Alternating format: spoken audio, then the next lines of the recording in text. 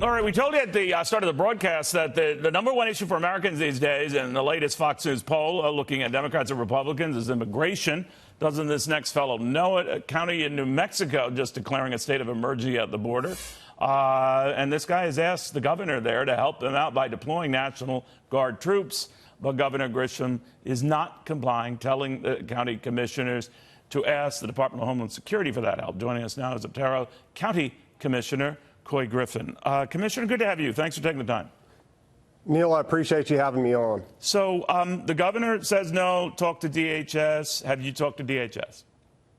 No, sir, we haven't. We've just began this process, Neil, by declaring this state of emergency in Otero County, Homo-Holloman Air Force Base. But this is just a cry out, Neil, that we need help. You know, our checkpoints, our border checkpoints have been shut down since March 25th, and those checkpoints weren't put in place for no reason. They serve a purpose. They monitor illegal drug trafficking and illegal activities, and with those checkpoints being shut down right now as we speak, it just puts the constituents that I've been voted into office by at risk. You know, for a lot of folks that don't know where you are, you're really, at a sort of a Damocles sword position here, physically on the Texas and right at the brink of the Mexico border. So you're right, at the ground zero in this battle, and we're going to show that map shortly there. What do you make, though, of the fact that a lot of people are just saying, oh, this is overstated now, and that this isn't a big issue, and then you hear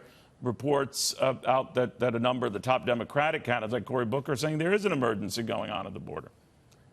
You know, my message would be to those that say there's not really anything going on there and there's no real reason for concern, would be that they don't live in the state that I live in. You know, New Mexico is already oppressed enough as it is. Recent data came out showing that New Mexico leads the United States in child poverty.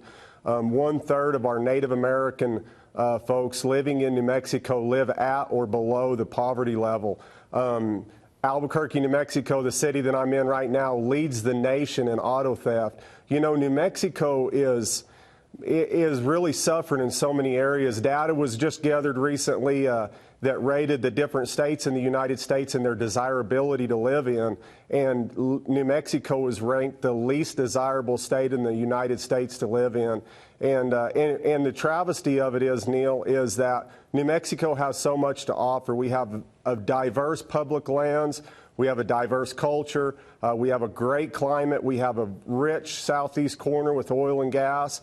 But by us being ranked the least desirable state in the United States, that just goes back to our politics in the state of New Mexico right now. And it's unfortunate for the people of this great state because New Mexico is my home. I go back generations in this state. Then what does this state of emergency mean, then, Commissioner? What powers do you have when it comes to this border crisis, how to deal with it if the governor is not going to concur?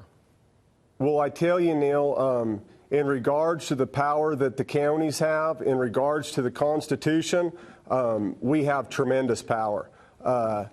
And so to do what? That's Just so the power that we're standing on, is a constitutional power. What do you have the right to do?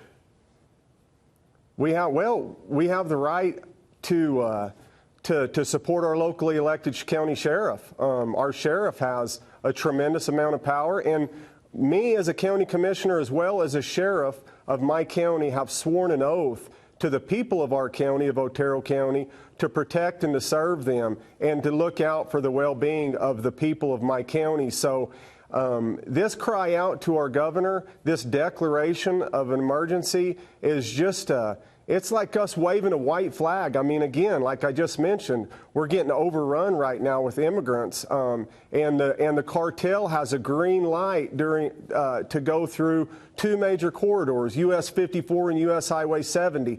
Those are both known avenues that the cartel uses to smuggle drugs.